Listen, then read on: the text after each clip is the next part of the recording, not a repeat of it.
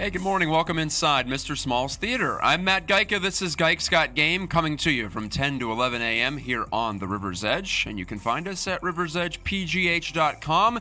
In addition to streaming live on Facebook at my Matt Geica media page and the River's Edge page. Brian Crawford is alongside engineering, and we'll chat with him in a little bit about some various topics that I'll bring up today. Just a rough outline of what you can expect in the course of the next 60 minutes. Big Ben. I haven't talked football a lot this year for various reasons, but I have found the controversies surrounding the Steelers quarterback this week to be rather fascinating and a pretty good case study and an examination on what we expect when the mics are hot and the cameras are on from our athletes, from our coaches, from anyone who is the subject of sports coverage, or maybe even just general media coverage, right? I'll get to that in just a little bit. We'll open the show with that, in fact. But I'm wondering what exactly the expectations are, and maybe they're just wildly different for everyone. Maybe there's no way to please everyone. Well, I know that much, at least in terms of my own life and in terms of observed occurrences elsewhere. But anyway, we'll get to that in just a little bit. Also, watching some MLS soccer last night, it struck me that the sport of soccer gets something very right in its playoff formats. Well, a lot of soccer leagues do get something really right that many leagues, including Major League Baseball especially, get very wrong. So that'll be on the docket today. And later on, the match between Tiger Woods and Phil Mickelson. You probably didn't watch it if we're judging by the buzz that I saw on social media and the coverage after the fact. I watched it the day after Thanksgiving.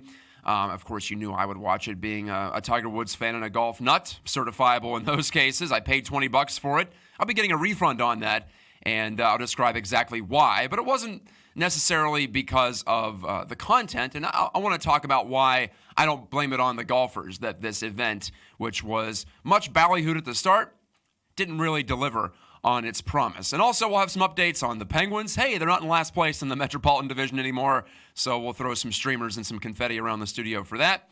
But in all seriousness, I do want to talk about their recent form as they return home for a 3-game stand at PPG Paints Arena.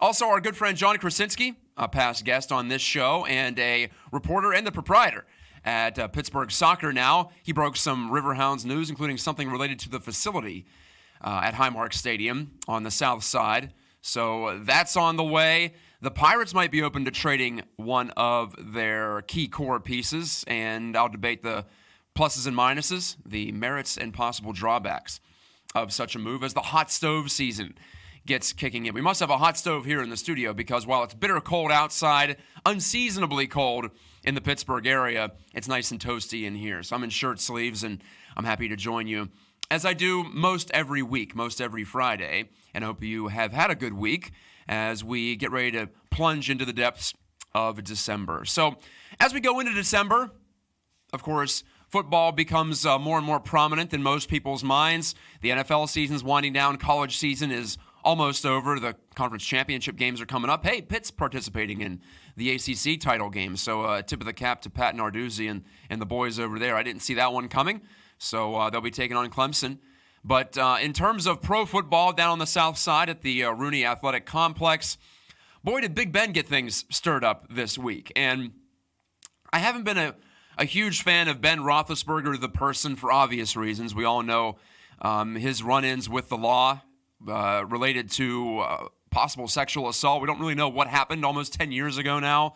But there was enough smoke there to make you doubt Ben's character in that way, and I don't think I'm alone there. And I think it's been mostly forgotten or at least brushed under the carpet here in town. But I can tell you from traveling other places, from living other places, that the shine definitely went off Ben Roethlisberger about 10 years ago when he was involved in that incident, whatever it was, down in Milledgeville, Georgia. But for the most part, he's kept his nose clean, at least in terms of something anywhere close to what I'm talking about, something close to the legal system. But overall, he does tend to leave you scratching your head with some of his public comments, whether it be playing up an injury that may or may not have been as bad as he claims it to be. That's been going on since back when Bill Cowher was the coach, and Ben claimed to have broken toes in, I think, his second season. Maybe it was even his first season. And Bill Cowher just came out and after the season said that Ben does not have broken toes. So I suppose that drama king label has been placed on him. But as we work our way toward the end of the Ben Roethlisberger experience, and who knows how long he'll play, excuse me, he himself has debated that over the years, especially recently. But he's in his 15th season, believe it or not. We've been part of the Big Ben experience for that long. And as he gets older and as he, I think, grows into his later years, he becomes more and more courageous or more willing to talk about his teammates, and maybe not always in a flattering light. And what I'm talking about this week, in case you don't know, on his weekly radio show on 93.7 The Fan, Ben Roethlisberger criticized Antonio Brown for not running his route correctly in the end zone on that game-ending interception at Denver last week. If you're a Steelers fan, you know what I'm talking about. He also criticized James Washington, the rookie wide receiver, for not having confidence in himself, for dropping a ball. Criticized James Conner a little bit. Basically, I don't think what he said was any kind of huge no-no. At least that's not the way I felt in listening to it. I appreciated the insight into what he thought went wrong on certain plays. And whether that may ruffle some feathers in the locker room, I don't know. But for me as a fan, and for me coming at it from a media perspective too, I enjoyed it. I love when Ben gets into what he's really thinking, or at least what seems like to be what his internal thoughts are. We can never really be sure. It's all performative, right? Whenever any of us do anything, including myself on this show, it may not be the complete honest truth, but it's something that we're willing to come out with and maybe send a message with. And I believe it's twofold with Ben Roethlisberger, and he feels like he's in a position now as a veteran, as a multi-year All-Pro, as a Super Bowl champion, two-time Super Bowl champion, and one of the all-time most prolific quarterbacks in NFL history. He believes that he can say whatever he wants. But I've also heard from both fans and media this week that what Ben did shouldn't have been done. It should have been left in the locker room, and maybe part of that's been triggered by some insight from former players, including a former Steelers wide receiver, and Emmanuel Sanders, who said this week on the Rich Eisen show on NFL Network that he would not have done that if he were Ben, and that he would have had a problem with Ben if Ben would have said such things about him when he was on Roethlisberger's team. So I'll take that under consideration and under advisement, and I'll say that I don't know what it's like to be a player in the NFL and to be performing on the big stage there. And I don't know if I would handle, say, one of my teammates criticizing me out in the open public very well. I'm not sure how I would handle that. But I do know that there is a mixed message coming from both media and fans on what's acceptable. What do we want from players? I think a lot of us tend to think in this day and age that so many players are sanitized and very milquetoast and vanilla in their public commentary, and we complain about that. We say, back in the day, people said whatever they wanted to say. Joe Namath sat there next to the pool. I think that's one of the real flashpoints, I think, in this debate, is going back to that, to him guaranteeing a win for the Jets and delivering on that against the Colts in Super Bowl III. That's a long time ago, of course, but I think that's really often used, and maybe some of us have that expectation or had that expectation that back in the day, athletes were going to say what was on their minds, and now they feel like there's too much risk for a blowback. And you pretty much have to be in a place like Ben Roethlisberger is, with all that seniority, with all those accomplishments, to feel good about spouting off about anything. And in this case, he wasn't saying these players are bad players. He wasn't saying they're bad people. Heaven forbid. He was just saying they made some bad plays and they didn't do what they should have done in certain situations.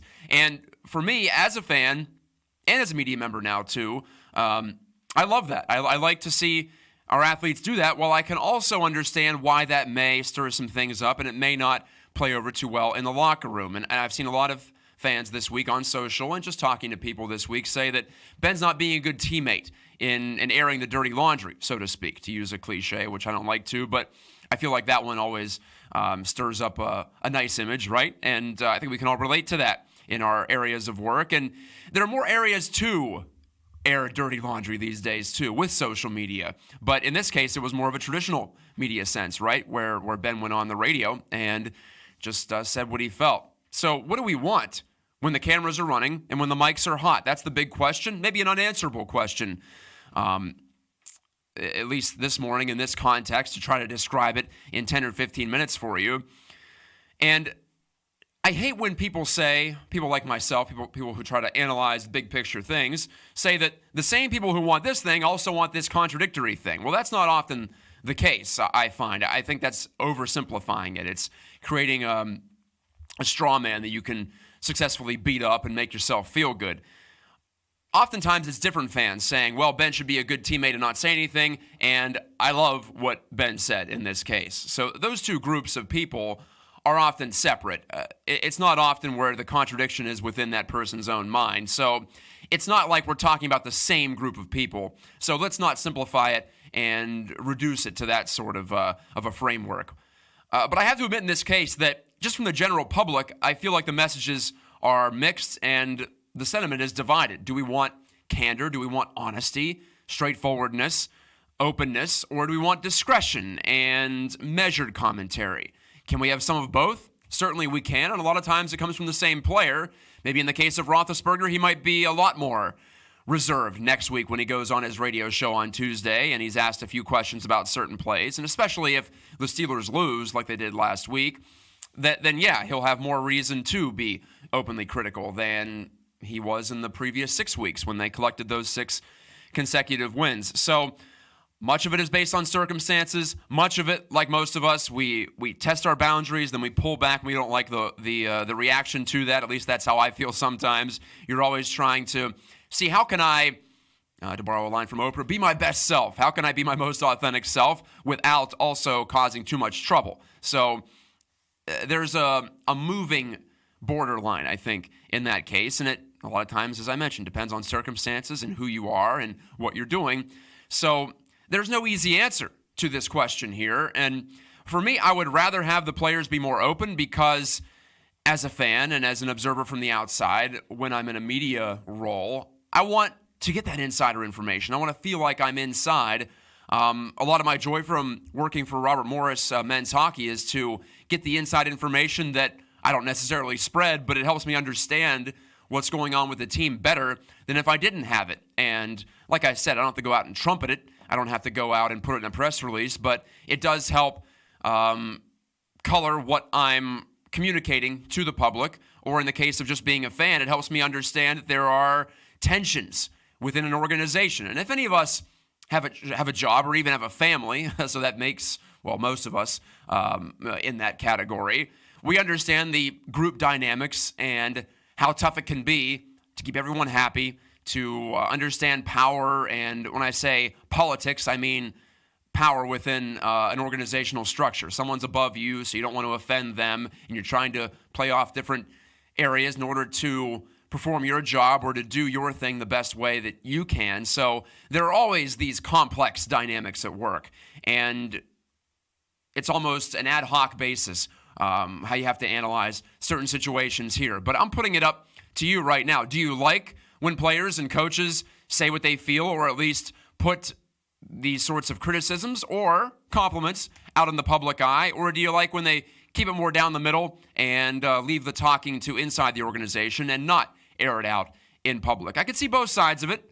I'm not sure there's any way to look at this but to sit on the fence in some ways. But in the case of Ben Roethlisberger, with the position that he's in, with the fact that so many players in his position would simply say the company line or say something safe, quote unquote, and move on, I found it refreshing. And I think more and more, with most of us having public platforms on social media, we do appreciate players being more, authentic, or people that media are covering in general being more authentic. I think we like that more because we can relate to it. But we also need to be careful to not be hypocritical about this and realize that, well, yeah, in my life, I wouldn't want to put this out there about my family or my organization or my job because it would cause trouble or unnecessary strife. So I have to understand when a player is unwilling to do that too. So I'm saying I don't have high expectations, but when it does come out, when players and coaches are more open with the public through media sources or through their own social media platforms, I appreciate it. So it's just a bonus for me. I'm not looking for it. I'm not expecting it. But when it happens, I definitely raise an eyebrow, and it does enhance my enjoyment and my understanding in a lot of ways of the games and the sports and the leagues and the teams that we all follow. So let me know what you think on social media. I'm on Twitter at Matt Gajtka, MattGajtka. I'm also on Facebook at Matt Gajtka Media. In fact, you may be watching this show on my Facebook page, Matt Gajtka Media, like I mentioned, all one word. After Facebook.com, that's how you can find my page there. And we always stream the show from 10 to 11, and you can find it after the fact, too, right there on my Facebook page. Coming up next, I was watching some soccer last night. Yes, I was not watching the NFL game, surprise, surprise, and I got to thinking, in enjoying the MLS Conference Finals, that soccer really has this one area of its postseason right, and it happens across leagues, across countries, across oceans and borders. So it's not just the MLS, but what I saw last night in our domestic league made me think that so many sports and leagues could take a cue from it. So I'll describe that in further detail and also dig into the Penguins' current form when we return on Gike's Got Game.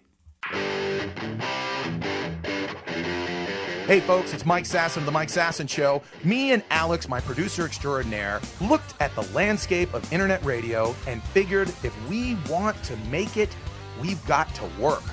At least an hour earlier. Now on at 9 a.m. every Tuesday on the River's Edge, a new kind of radio.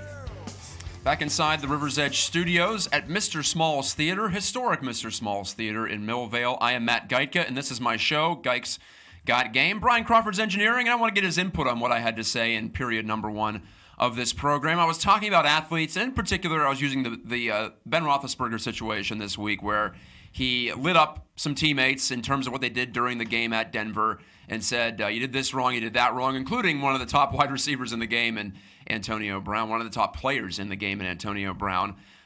Clearly, Roethlisberger feels like he's at a stage in his career where he can say these sorts of things on the radio and not feel bad about it and not feel like it's going to cause any kind of unnecessary strife or distraction, to use the common verbiage in the world of sports. But Brian, I'm curious what you think. I said I don't feel like I expect players or coaches or whoever we're talking to or hearing from to be completely open because it's unreasonable, it's unrealistic. But at the same time, I love it when they are because it gives me better insight. And I would rather have the information than not have it. But then I understand the people who say, well, be a good teammate, don't throw all this out there because it could have a detrimental effect to group dynamics within the team or within the organization.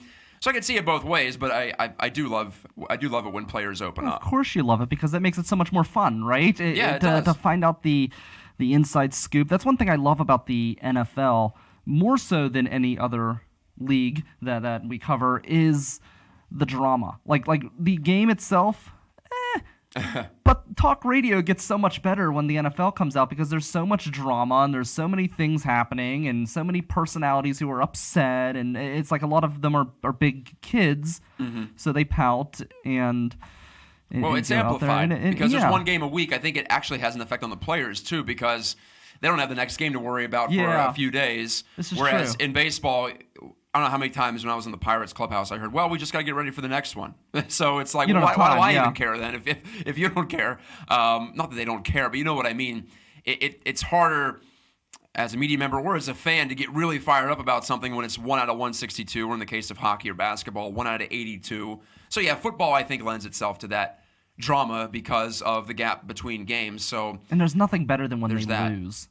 Well, as we see this week. Like as far as like just even the fans get concerned. Like I will not necessarily pay attention to the entire game, but I'll tune in for the post-game show when they lose because I love hearing people whine. It's fun. It's entertaining. I agree with you. I like to hear it. I think it's fun as someone who's in the entertainment business, somebody who has an interest in the team. But I find it funny because in any other professional setting, it would be considered extremely unprofessional to go out and publicly criticize a coworker. Like, could you imagine being at Giant Eagle and, I don't know, going out there and trashing your coworker on how he bags the groceries and try to get him to, get a demotion or something? Like, it would be extremely inappropriate. But or saying, why did you reply all on that email? That was stupid of you, and put that on Twitter. Well, it's something you might say on Twitter, or like even in a meeting. So you have like a company meeting and you're like calling someone out on something minor like that in the company meeting, that's a conversation you would have in private. But in sports, it happens in the public, and we like it for that, and it's more fun that way. It would be boring if everything was handled behind closed doors like adults, but we want to hear that stuff. It's more fun. Well, many times when I was reporting on the Steelers especially, because like you say, everything is amplified during a football season, but even other sports too, hockey with Mike Sullivan, he likes to, I think, send messages through the public. He likes to pump up players, I think, through media. I've noticed that, and Jim Rutherford, the GM, is almost the opposite, where he'll call out guys. He's old school in that way. I've discussed how I do enjoy that aspect of Rutherford. And then with baseball, too, and kind of the nuances there. And so the media is used a lot of times as a trumpet, as an amplifier, right? So I understood that, and I appreciated it. I liked it, but I also understood that, hey, I'm just being used as a tool here. This may not necessarily be exactly what they feel. Like Ben Roethlisberger may not have felt that badly or that great one way or the other about how things turned out in the Denver game. But maybe he felt like it was an opportunity to send a message to Antonio Brown, to send a message to James Washington, like I said. So in a lot of ways, maybe it's not the complete honest truth, but it does raise the emotional stakes for all of us on the outside. Oh, it does, yeah. And I feel like one of the big differences is in their realm, they are public figures. So that's different too, right? It does make a big difference, yeah. So it's kind of like people who call out a politician. It's a little bit different because you elect them, but they kind of open themselves up to that when they take that kind of job. And when you're a sports athlete, you open yourself up to public criticism and the living in the limelight. And yeah, it does. It makes it so much more fun. It makes the game more interesting, and that's one thing that the NFL does really, really well, and I think because they have the time to do it, because there aren't so many games, is you feel like you get to know these players a lot of times and their personalities because you've got an entire week to see somebody post on Instagram and act like a fool or something like that. Like I think of Ron Gronkowski, for example, in New England. He's got a very big personality. And I think people like him because of it.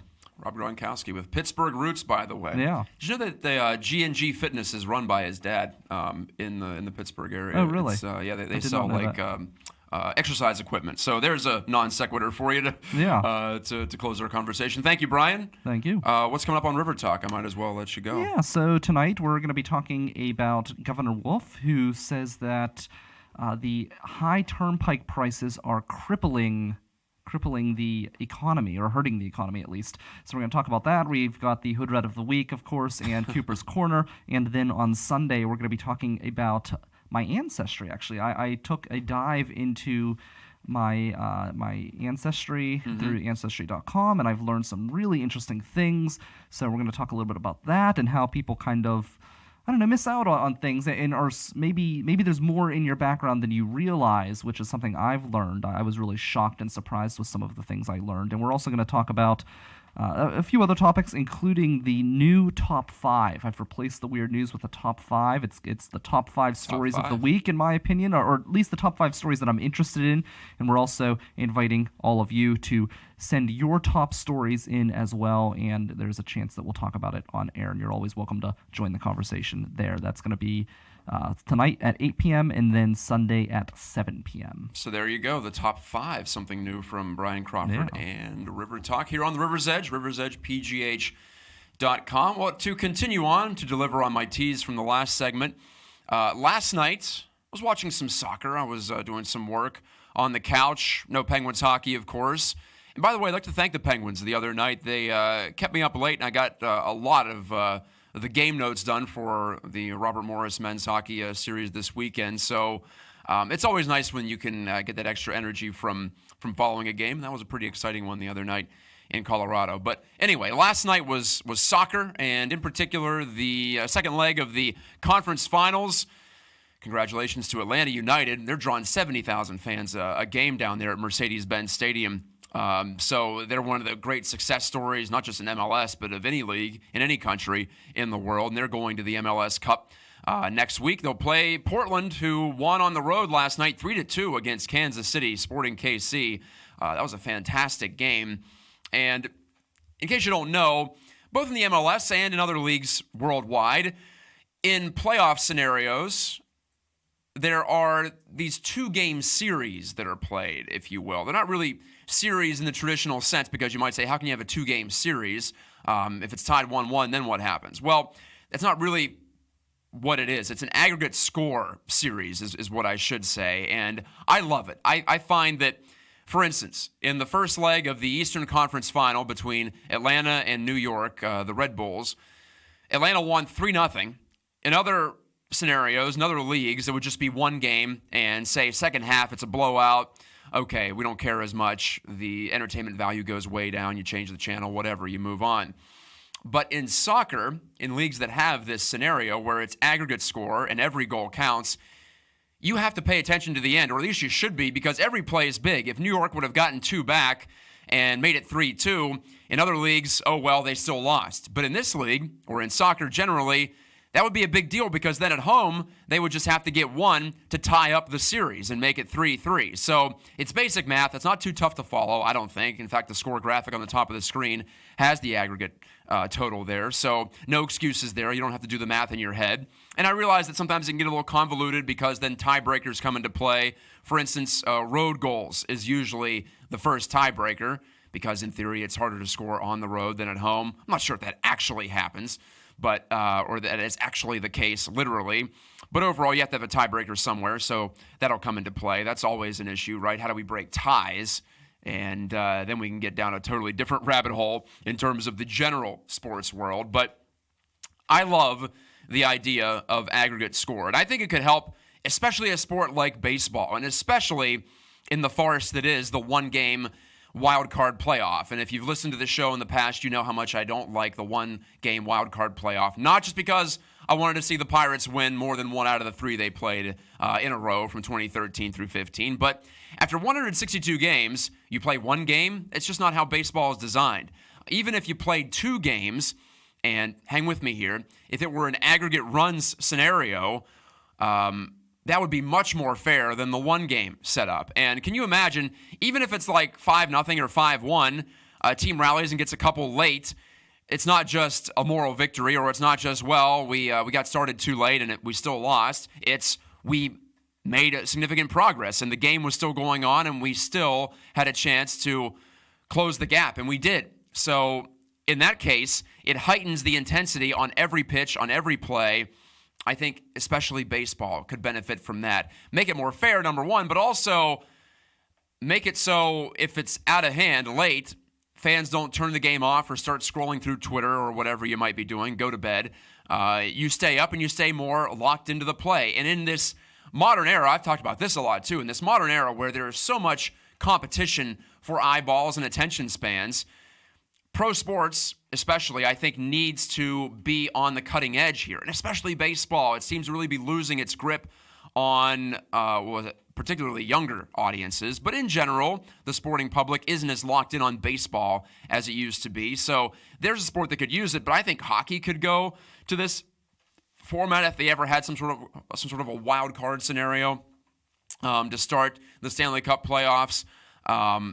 I don't know if you want to do a best of 7 series that's aggregate. That would really add up to a lot. And by the end of it, it might be completely out of reach. But when it's a shorter series, when it's 2 games, I think that's the best possible scenario, right? At least that's the way I feel about it. Because in essence, it's one long game. And you're never quite out of it, which is the best benefit of that. You can't just turn it off. Whether it be from a player's perspective, turn it off mentally, or from a fan's perspective, turn the TV or turn your laptop off, literally. So in my mind, soccer gets that right, and the rest of the leagues could take a page from that. The rest of the sports worldwide could take a page from that. I know that in Korean baseball, and I've discussed this in the past too, they have a 2-game series, but in that case, the home team, the higher seed, just has to win 1 out of the 2, and that's also an innovative approach.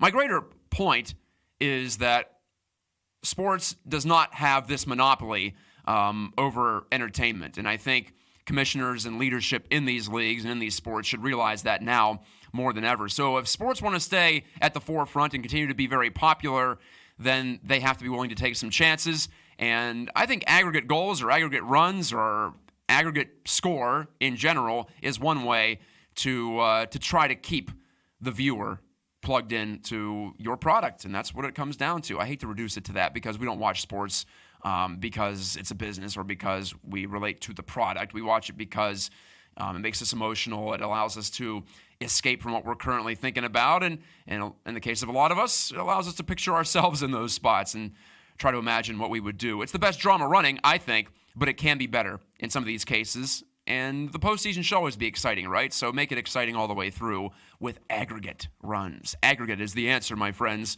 to most of our sporting problems. This is Gike's Got Game. I'll be back in just a moment. I want to talk golf and why I think the match between Tiger and Phil last week had some promise, but ultimately the leadership let all of us down, including the golfers. It wasn't Tiger's fault. It wasn't Phil's fault that the match didn't have the cultural cachet that they hoped and that I hoped it would have. So that's on the other side of this break on Gike's Got Game. Come on, go. It's green. Come on. Go. God damn it, Brian. You need to calm down with the road rage. I'm sick of these people, these assholes. The road rage, man. You got to calm down on the road rage. Well, I want to get to where we're going. We have a lot of great stuff coming up. We're going to Falling Water, Bicycle Heaven, the Mattress Factory, Tuck Knob, Trundle Manor. All right, which way do I go? Which way do I go? Come on, come on. Right. Too late now. Right, come on. Well, too late now. I got to keep going. I'm not going to sit here like some asshole. Oh, come on, man. All right, you're listening to the Culture Cruise. You can find us at riversedgepgh.com. Your local Pittsburgh area museum podcast. Yes, riversedgepgh.com, and come take a ride with us. Having some good interaction on Twitter about what I was just talking about. Aggregate goals, aggregate points, whatever you want to say, and how to improve at least MLB's wild card game and taking a cue from soccer in that way. Like I was mentioning, I love just the fact that in soccer, these 2-game aggregate goal series are like one big game in 2 different stadiums, and I enjoy the added drama that comes from that and the fact that you can never take a playoff, at least not until very late, maybe when the horse is really out of the barn. I'm Matt Geica. This is Gike's Got Game, and yeah, let's go to some of that conversation on Twitter. Some of my friends over there, Mike Oste, Wesley Euler, James Santelli is chiming into. Chris Adamski was making fun of my proposal for 2-game series, if you will, in other sports besides soccer. But Chris, I'll forgive you there. There's some chatter about setting up promotion and relegation. There's another soccer exclusive thing that many sports fans want to see. At least come to American pro soccer and allow, say, a team like the Pittsburgh Riverhounds, for instance, right here in town, move up to MLS if they were to finish in the top 2 or 3 of their league, the USL Championship. I don't know if we're really set up for that, because as of right now, if the Hounds were to be promoted, let's just, throw that out there. If they were to be promoted, they couldn't play at Highmark Stadium, which only holds about 5,000 or so, even after a recent expansion of the supporters group this past fall. They'd have to play, at Heinz Field, maybe, I guess. And in that case, they'd have to work out some sort of an agreement with Heinz Field, with the Steelers perhaps, with the city, with whoever sets up those sorts of rental agreements on a large scale. And you have to do it in short term and get ready for the next season. It would have to be done in like 2 months. It's just not feasible. We're not set up like they are over in, say, England or other leagues where this sort of thing happens. And there's not that big of a gap between the facilities at the top level and the facilities at, say, the second level at least. So I know there's been maybe some logistical problems come up in the English Premier League, for instance, when a team that doesn't have a lot of resources happens to do quite well in the Championship, which is the second tier, and they move up to the Premier League. Yeah, there needs to be an adjustment period there, and heck, you could be right back down in the other league after a year if you don't perform well, and that often happens, or not often, but it does happen frequently in the Premier League and in other leagues too, because it's really tough to compete with the financial might of some of those giants at the top level who basically never go down because, well, there's no salary cap and spending is rather freewheeling, and for the most part, you spend more and you win more. So I don't have any illusions about pro-rel coming to American sports, but I think aggregate goals has some promise anyway. Okay, time to move on to individual sports, and it's a weird time of the year to be talking about golf, right? But I just need a small opening, as you know, in order to insert that conversation into Gike's Got Game. But in this case, it's very relevant because Tiger Woods and Phil Mickelson, you may have heard, played for $9 million last week in Las Vegas in what was being billed as the match. We can, quibble over the self-importance of that title. But overall, I like the concept, and it called back to the days of Monday Night Golf. Remember, Tiger would play David Duval or Sergio Garcia, or I think a couple times Woods wasn't involved in those. They were on ABC. They were prime time. I thought they were pretty fun, and golf in a different type of a format. Yes, you see match play occasionally. There's a couple of events on the Pro Tour per year. Then there's Ryder Cup, of course, and the other team events that use match play too. So you're not playing total strokes. You're playing hole by hole, and it's different. It's head-to-head, right? So that gives golf a different dynamic. It also opens the door for matches ending early and there being blowouts and the golf not being that compelling. That wasn't the case for the match last Friday, as Tiger and Phil went into extra holes, in fact. They had to invent holes, basically, at Shadow Creek at Las Vegas because time was running out on daylight. So they had to play a glorified mini par 3 like the ones you'd find at courses around this area or many other areas in order to settle it. Phil eventually won it in 22 holes. A contrived finish, but there was some drama at the end. Tiger chipped in on 17 to tie the match, so that was fantastic. There were some real moments there of competition. But overall, as a cultural phenomenon, the match fell flat. It also fell flat from a financial perspective because there was a glitch on the online platform. I know I paid my $20 to watch on pay-per-view, so to speak, on Bleacher Report's platform. There was a glitch there.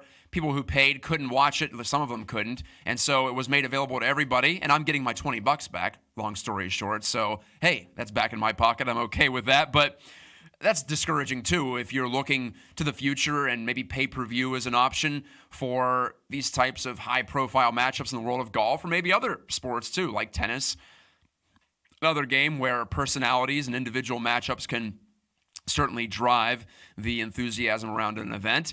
So that was discouraging from that side of it, but more discouraging for me was the way the event was broadcast, the way it was handled. It was supposed to be this big thing where these two players, Tiger and Phil, were going to trash talk the whole way. Well, spoiler alert, they did not trash talk the whole way. It was kind of forced and a little bit stilted, maybe just being out of their element, different scenario.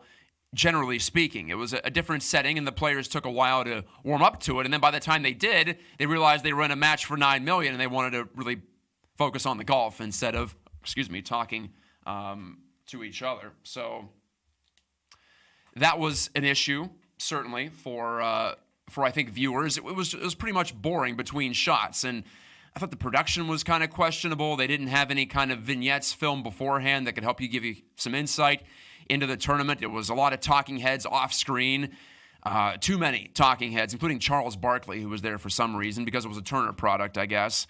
That didn't seem to make much sense. Charles, I know you're a big golf fan. You play a lot of golf, but didn't really need your input on Tiger versus Phil last week. But overall, so the broadcast was bad, or it was, well, it wasn't very inspiring. You could hear the drone propellers in the background. There weren't enough fans allowed into the facility. Just everything surrounding the golf. The golf itself got better as the day went along, and it was still fun to see Tiger and Phil go head-to-head in this winner-take-all match. But you had the broadcast was off. There weren't enough fans allowed on the property, so the energy wasn't very organic in the event.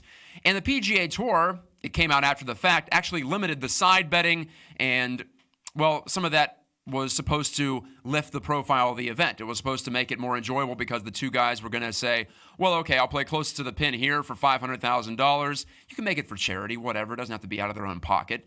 And they did, in fact, do it for charity, but they limited, the PGA Tour did, the number of side betting that could occur and the number of ways that we could find additional intrigue if say, the actual golf wasn't very inspiring or if the match ended up being a blowout, which it didn't, but there were some lackluster moments because we didn't realize the players could only place like 4 or 5 side bets, generally speaking. So the PGA Tour, in its interest, got involved. They didn't want it to become this high-stakes, gambling event, even though that's exactly what it was. It was like, if you're going to embrace gambling, you're going to have hole-by-hole betting, you're going to show odds during the broadcast, and it's going to be in Las Vegas. Embrace the thing. Make it as freewheeling as some of these practice rounds are for these guys. And that's what it was supposed to emulate, was these PGA Tour pros going out there and betting on anything and everything. And that was supposed to make it more enjoyable, but it seemed like everyone tried to play it down the middle, and whether it be miking up the athletes, but talking over them at points, whether it be doing it pay-per-view, but then not being able to fully test the commerce platform. There were a lot of good ideas here, but there wasn't enough commitment. There wasn't enough competence in some ways. And for me, there wasn't enough courage to really go outside the box and make this thing as interesting as it could have been. So I hope that the world of golf doesn't give up on something like this, but it wasn't a very encouraging start, if it is a start, to a trend of head-to-head matches that are separate from the regular PGA Tour. And by the way, why did the PGA Tour have so much influence on what was going on at this event either? Because I know it's technically their property, their golfers are playing in this event, so to speak, even though these golfers are independent contractors, but neither here nor there. I don't think Turner, I don't think Tiger and Phil and their management team should have allowed this to be controlled as much by the PGA Tour. They're supposed to be outside the tour and something totally different and in some ways outrageous, and it totally wasn't. It really did not deliver on that hype. And then I think also, like I was mentioning, the broadcast was short-sighted in a lot of ways, but if they expected the players to carry the day with their banter, well, yeah, there are moments here or there during a golf round, but for the most part, it's 4 or 5 hours. The guys aren't stand-up comedians. They aren't used to talking for a living, so we shouldn't have expected them to carry the place. There should have been a lot more window dressing in that way, a lot more production. Instead, they expected this conversation to be scintillating the whole way. And there were some moments here and there between Tiger and Phil, but overall, these guys are pro golfers, not pro talkers. And so that expectation was beyond the bounds of what we should have looked forward to in this scenario. So yes, I give it an A for an idea, an A for ambition at the start of it, but by the time the execution came into play last week, the match gets probably a C- or a D for me, just in terms of how it was delivered. Room for improvement, I suppose, if you are one of the glass half full type people. Okay, back for overtime on Gike's Got Game after this. Let me know what you thought about the match, whether it be on Facebook or on Twitter. And I'll be back to wrap things up, talk a little bit about the Penguins, a little bit about the Riverhounds. Some news was broken, as I mentioned, this week about their facility at Highmark Stadium. And also just generally get you up to date on the Pittsburgh sports scene. The lightning round is coming up next on Gike's Got Game. Dun, dun, da, da, da, dun, dun, da, da, da, da. It's 2017. We've cleaned shit up here in Pittsburgh. Something that the governor has done that is just, it's got me giddy. I want money from Hempfield. That's what I want. Give us your cash. But why would you put trees up in front of a restaurant that views the river? If I'm going to a river-viewing restaurant, I want to actually view the river. Am I crazy? Catch River Talk with Brian Crawford, Mondays at 10 a.m. here on the River's Edge. This is the real shit, folks. Back for overtime on Gike's Got Game. I mentioned it was going to be the lightning round. Just a few minutes left on today's show. Thank you so much for joining me. I love it. I love doing this program. I'm glad that Brian Crawford can help me out on a weekly basis, too, in producing the show. That is, it's much appreciated. You wouldn't want to see me run this show by myself on a regular basis, I don't think. You can just focus on the talk, which I'm a little bit better at than the engineering. Not that I couldn't do it, but I find in life that we lie to ourselves about being able to be multitaskers. We really can't multitask. It's impossible. Your brain just flits from one thing to the other. And yeah, some of us may be able to juggle those balls a little bit better than others, but overall, if you're just focused on one thing, that's how our brains are intended to work. So I'm glad I can do that on this show. Anyway, like I said, let's take a skate around the Pittsburgh sporting scene. Dateline, Highmark Stadium. John Krasinski reporting on Pittsburgh Soccer Now in his long chat with Hounds coach Bob Lilly that they're getting a new surface at Highmark Stadium. And after playing in the Peace on the Pitch charity event, which I mentioned a couple of weeks ago, and having my knees kill me for like 4 days afterward, yeah, they do need a new surface down there at Highmark. It's been several years now, so it's not out of the ordinary for a team to replace its turf. This will be the second surface in the history of Highmark Stadium, which was built in 2013. But what I thought was fascinating about this bit of news that John broke was hearing Coach Lilly talk about how he felt like just the speed of the surface was a detriment to the team. They wanted to hold on to the ball. They wanted to have more precision in the final third, and he felt like with the turf being so lively, both in terms of a bounce and in terms of skidding, it didn't allow his team to be as good in finishing goals as they could have been. So it sounds like they're going to try to slow down the turf at Highmark Stadium, maybe make the bristles a little bit taller and make it play a bit softer in general. And I think that's definitely necessary, both in terms of gameplay and also in terms of wear and tear. I can't imagine practicing on that surface like 3 or 4 times a week, then playing a game on that surface and having to repeat that over and over again for several months. I can imagine how much ice is put on knees and ankles and hips, really, after games there and after any kind of practice session. So that's good news, I think, for both the Hounds in terms of their competitiveness and also in terms of their general health.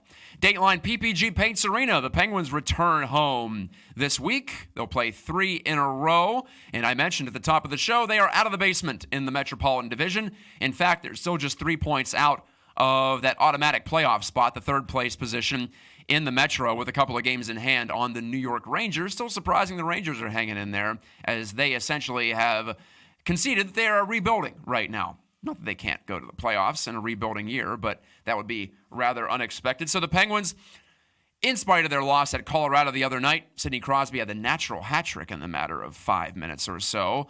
But they beat the Winnipeg Jets the other night. That was a nice win in Winnipeg. And as I mentioned, they return home. They have the Flyers, the hated Flyers in town, under new leadership or under new management from upstairs. Ron Hextall fired after a long run of power there, at least in the context of general managers in any sport. But Hextall is out. Dave Haxtall still behind the bench, but the Flyers definitely are on notice. They need to play better. They'll be motivated, you know that, tomorrow night at PPG Paints. Then the Avalanche on Tuesday and the Islanders on Thursday. The Penguins are playing much better, and with Derek Brassard in the lineup, when all 3 centers are in the lineup this year. I mentioned this last week, and thanks to Seth Rorabaugh of The Athletic for pointing this out initially on Twitter, but the Penguins have still just lost 2 games in regulation all year out of, I believe, 10 when Crosby, Malkin, and Brassard are healthy down the middle. Yes, I think goaltending's still an issue. I spent the entire first segment last week on that on this program. That might be the biggest issue. But in terms of the skaters, I think the Penguins are in good shape. And I think that their defense could probably use some reinforcements. But overall, we're seeing a lot better in terms of general gameplay, controlling the flow of action, and looking like a Stanley Cup contender should, and looking like the Penguins of old, right, where they're driven by their star talents. Well, that's going on right now, as evidenced by Sidney Crosby's performance the other night. I mentioned Robert Morris University. The men's hockey program is on the road this week. I'm not with them, clearly. I'm not in Connecticut as they're playing Sacred Heart. It's their first real road trip of the season. But a stick tap to the Colonials for getting back on track last week, sweeping a home-and-home against their in-state foe, the Mercyhurst Lakers. Mercyhurst has given the Colonials some trouble over the years, but now RMU has won, I believe, 6 of 8. I am the sports information guy for that team, so I should know that specifically. Yes, it is 6 of 8 against Mercyhurst, and now they're off to play Sacred Heart. They'll try to extend that winning streak, trying to end the fall semester strongly. And at the Island this week, another RMU Penn State matchup. RMU women in action, and it's teddy bear toss night. It's for a great cause. If you can get down to the Island, I'll be there throwing my teddy bear out for the first RMU goal. That's fun, participatory fan experience for sure. And it's inexpensive. It's great hockey. If you like skill, if you like speed, if you like technical ability in your hockey players, then I think the women's college game is about as good as it gets. Also, speaking of the women's game, the Connecticut Whale and the New Jersey Riveters are playing a National Women's Hockey League game up at the Lemieux Sports Complex on Sunday. That's at 3 o'clock, and I believe 3:30 maybe. But go to penguinsrinks.com for more information there. I'm hoping to be in the house as the NWHL pays another visit to the Pittsburgh area. Maybe someday we'll have an expansion team. Who knows? And my colleague James Santelli over at Do Goodery had an awesome column on that, why it's time for more women's pro sports in Pittsburgh, both hockey and soccer, he proposed. And I did not disagree. And finally, it's hot stove season around Major League Baseball. Reports are, from Jeff Passan of Yahoo and others, that the Pirates are open to trading Francisco Cervelli and handing the keys over to Elias Diaz behind the plate for the 2019 season.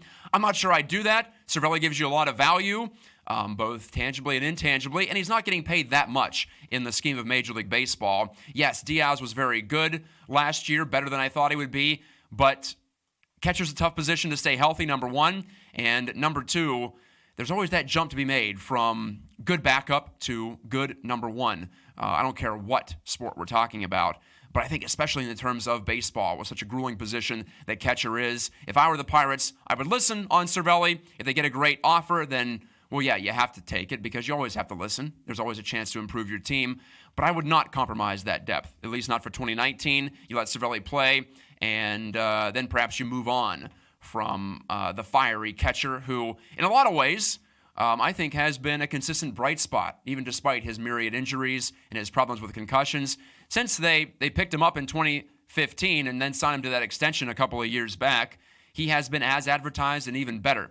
And, well, selfishly, as a member of the media, I also like what he has to say after games, too. He makes things more interesting. And we come full circle on Gike's Got Game. We started with that. Candor from athletes, Ben Roethlisberger. We'll close with that. The very open and honest Francisco Cervelli.